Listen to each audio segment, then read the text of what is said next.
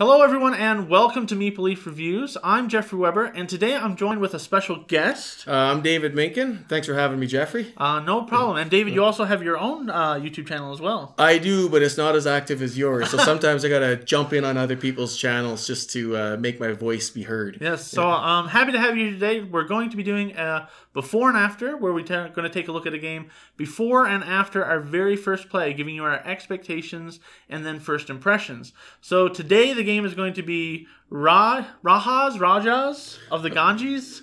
I'll just let you roll with it so nobody criticizes me for my poor pronunciation. But yeah, something like that. So this was it was actually really funny because I had texted David and I was like, David, what are your thoughts on this game? Because I was interested in checking it out. And then you sent me back a picture and saying, I'm literally punching the game right now. Yeah, it was I think it was a Friday night, and I was watching Cars 3 with my kids. And what better thing to do? Is probably the 30th time I've seen the movie. So I usually use that as a chance to punch some games. So I was punching it away, and you texted me. I'm like, look at this. So I just purchased it that day, in fact. So it worked out really well. So going into my expectations for the game, I'll just say up front, I think I'm going to enjoy the game, and there's a couple reasons why. Number one, it has dice, and you're going to be rolling them. But the thing that's interesting is you have a lot of mitigating factors in the game. You're going to be able to rotate the dice from one side to the other. You're going to be able to just turn in dice to get more of a different color. Or you can even go to one place and just re-roll them. So it's a worker placement, but with a lot of mitigation for those dice that you have. Yeah, and I'm looking forward to that as well, because one thing I like about the dice in this game is they are a currency. And so their currency is both their color and their value. And so I'm really looking forward to, like, my wife and I are always trying to find games that use good dice. Yeah. One of our favorite games is Voyages of Marco Polo. And that is the dice are actually used as your workers, but you're also interested in the value and the color because you can't repeat your own color on the stack. So when I saw this game, that was the first thing, like you're saying, I really resonated with me. So like, well, if a dice is going to be currency, what are the mitigation factors? And you pointed them out. And I think that's going to be cool. But also the strategy appears to me that you're going to have different strategic choices. If you get dice, you can either mitigate the value and or color, or you can mitigate your strategy and actually go a different route. So I think I'm excited about how these dice are going to play through this game. And two, also one other small point is that there's certain action spaces where you need a dice of a specific number.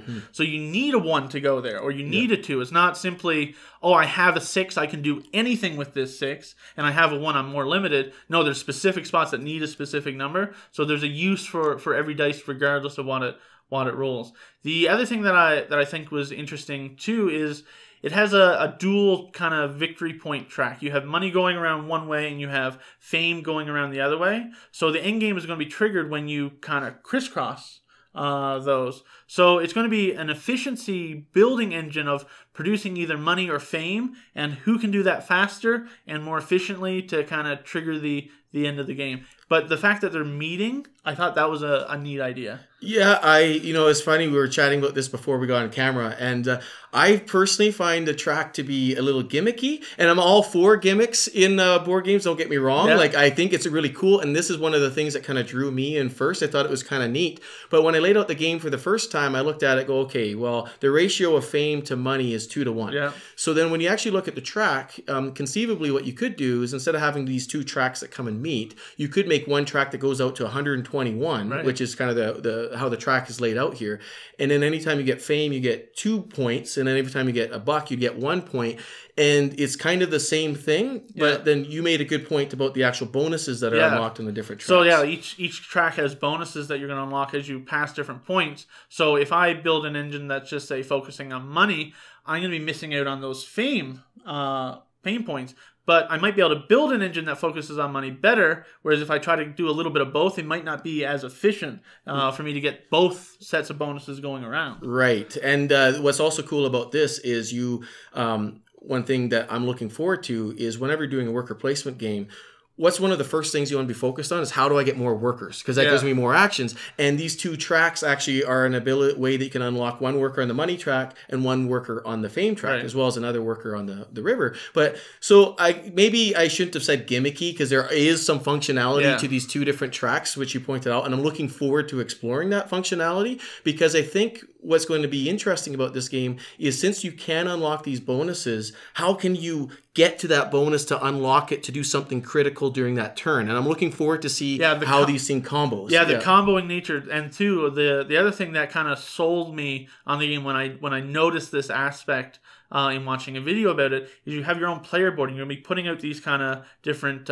tiles that have roads, and you're going to be connecting them up to different bonuses on your board, triggering maybe combos that way. You also are going to be having like different buildings on there that kind of build an engine for how you're going to progress through the game. Maybe more fame, maybe more money with the different markets that are there. So being able to customize my own play experience is a really cool aspect that I think I'll enjoy in this game as well. Well, I think that's worth pointing out too to the viewers is that we're actually playing the version of the game with all the variants added on there as well. So we, one of the reasons for that is when we're looking at the basic game, they have this, I think it's the dancer action where you can get 2 dice plus a white token, a face down white token. And for us, for me anyhow, that actually provided too much unknown. And then going to your point, being able to build your own little domain on the backside of the player board, now that action becomes really important because now we have more choices of how we can create this space. And I think that's going to create a lot of replayability for this game as well. So after we both kind of looked at it, like, well, this is the way we would prefer to play right away before the reasons you mentioned. And if I could, can I piggyback on your comment about the board? Is when I'm choosing a game, maybe the same as you, is I'm not looking only to manage my own expectations, but also my wife's expectations. Well, if you don't have anyone to play with, what's the point of you really liking it? Like we have each other, you know, so that you can play that, you know, those types of games. But also it's good because for this game, one of my biggest expectations is I basically break games into 2 categories. I have the games that I play when I want a game, and that's going to be a lot of these games that you see behind here. This is Jeffrey's collection, but we have a lot of the same ones. And I also have the games that my wife and I want to play when we don't want to watch TV. And I don't categorize them as fillers. Like we still are looking for a good experience, but we don't want to play something really deep and thinky, but we also just don't want to sit and do the Netflix 30-minute surf and waste some time. So I've been reading on Board Game Geek a lot of people saying this plays fast, and you know that I'm a very slow player. So we kind of balance each other out because I'm a very fast player. So we're gonna get an average. We're gonna get an average exactly. Whereas my wife is also a very slow player, and we take our time playing a game. So I have high expectations for this game as being a good meaty game that we want to play when we don't want to watch TV. Yeah, I don't. So kind of building on my expectations of enjoying that, I think I'm going to enjoy the game. I'm kind of right there with you. I don't think this is a game day game. Like if we're going to get together and we have 5 or 6 hours to play, I probably won't pull this one out. I'll pull out something meatier so that we can really dig into. But I think this is going to be a good kind of mid-weight, thinky decisions, but a quick gameplay. And one of the games that we play when we want to avoid watching TV, one of our favorites as well, is Isle of Skye. And going to your point about building these tiles, this tableau in front of you, that's one thing I really like about Isle of Skye is it's not tile building for the sake of tile laying for the sake of laying tiles. You're forced to create a value for each tile through the bidding, the auction process there. And this game, all the tiles have a value associated with them.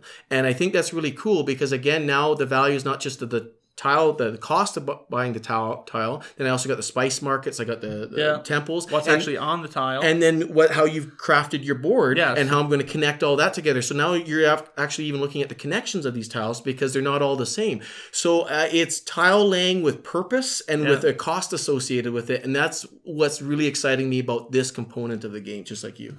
Cool. Well, let's get it to the table. You bet. And then we'll come back and see if this lived up to our expectations. Let's hope so. Okay, let's play.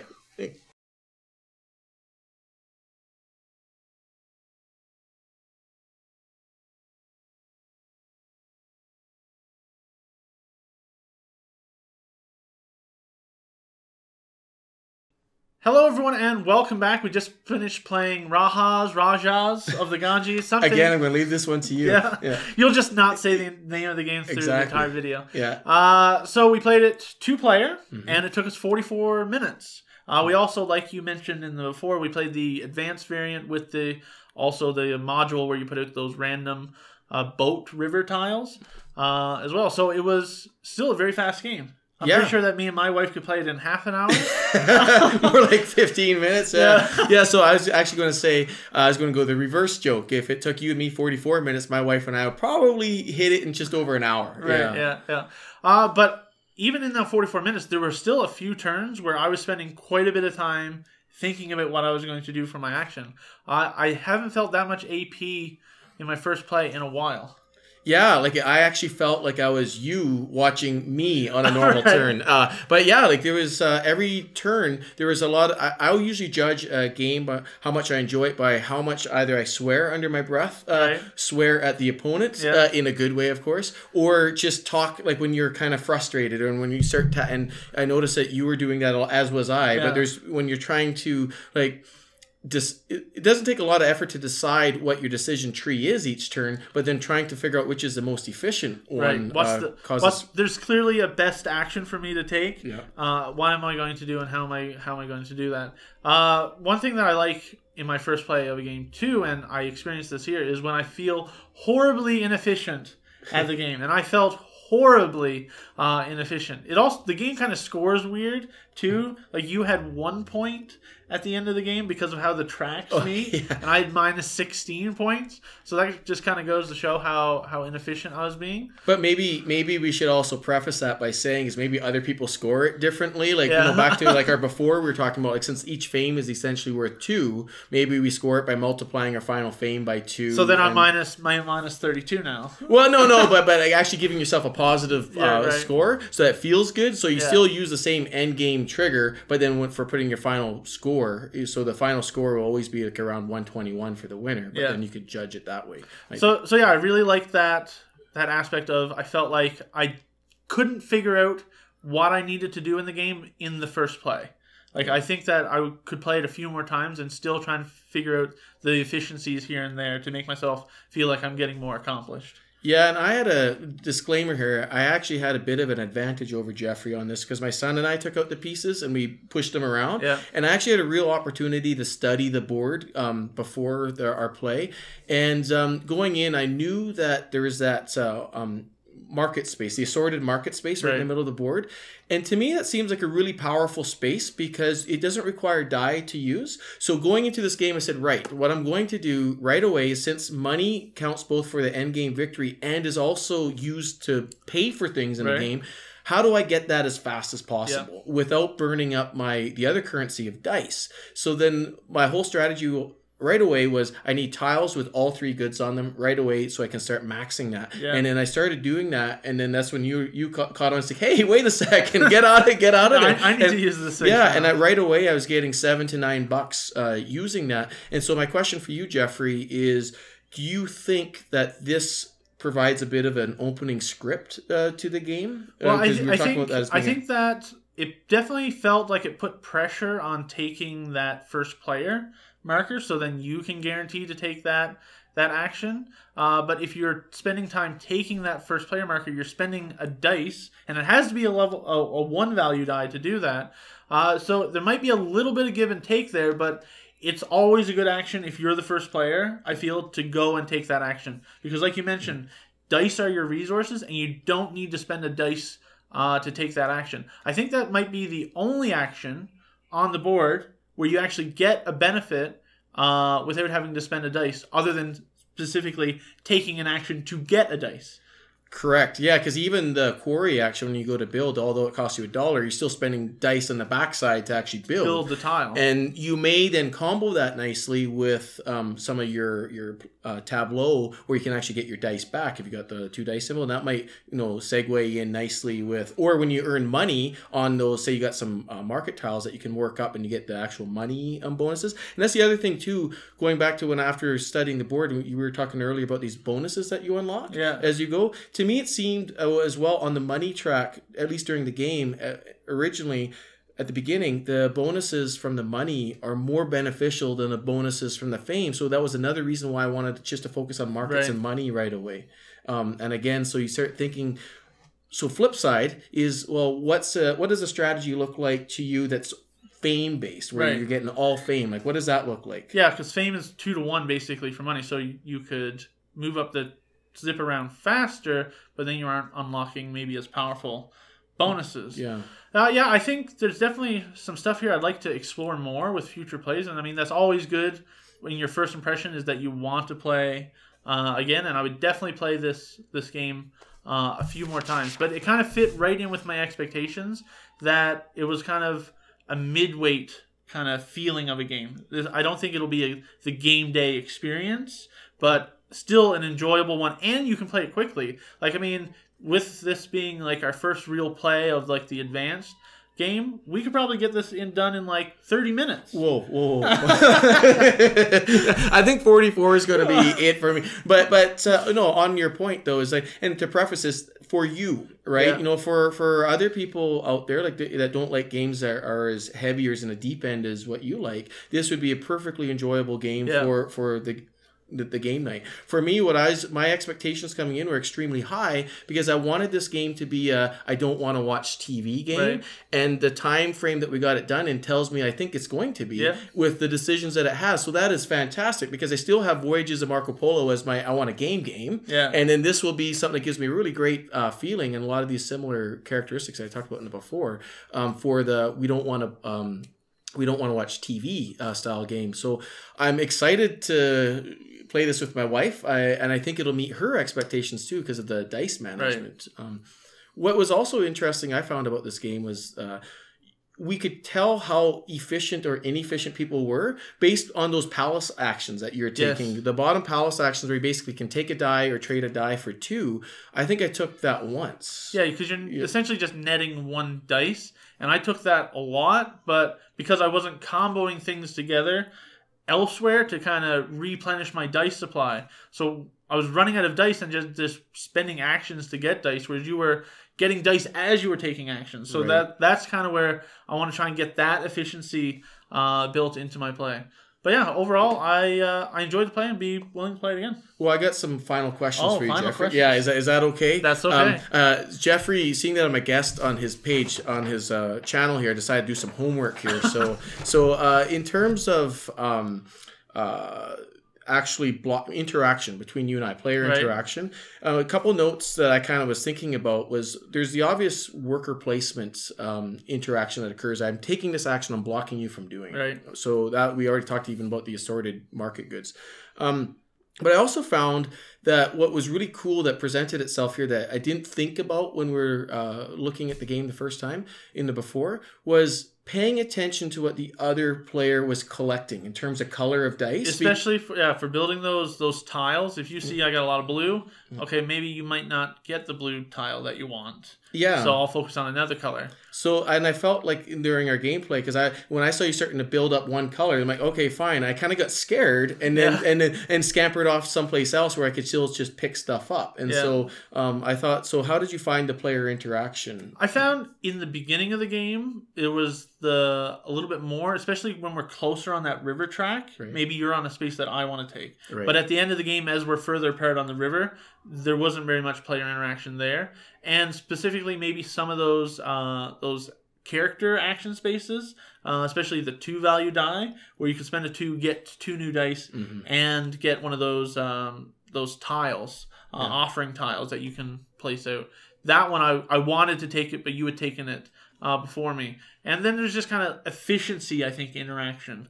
Building the tile, the first person who goes there gets to do it for 1 coin. Then it's 2 and then 3. Or taking the river action space is free, then it's 1, then 2. So it's not, I'm stopping you from doing something. It's, I'm making it less efficient for you to do. Unless, of course, you're on that other side, the palace actions that require specific. Exactly. You have that mix of, I'm completely blocking you from taking this action unless you can trigger a bonus elsewhere. Or in some other cases, I'm making it less efficient for you to take actions. So there's kind of that mixture of both interaction, I think, in the game. And I just want to, just because I have kids that are a little bit older than your daughter, is that I always try to look for what skills are developed or reinforced. And of course, all the counting on the dice are good for younger children for counting. I just want to throw that up there. Because I'm always looking for things for my kids to be using dice with. But yeah, I really enjoyed that game. And it's unfortunate now, the only time that I ever get a chance to beat Jeffrey's on the first play. Right. And then he studies the game more and then I'm done. So So it was been nice playing this game with you, Jeffrey. I hope you and your wife enjoy it. I look forward to crushing you in the future. Yeah. So, and thanks a lot for having me on your channel no today. So, yeah, that's our first impressions of Rajas of the Ganges. What he said. So if you liked the video, go down and hit the like button, subscribe to my YouTube channel. You can also check out David on Connect More on YouTube. And we'll see you guys next time. All right, thanks.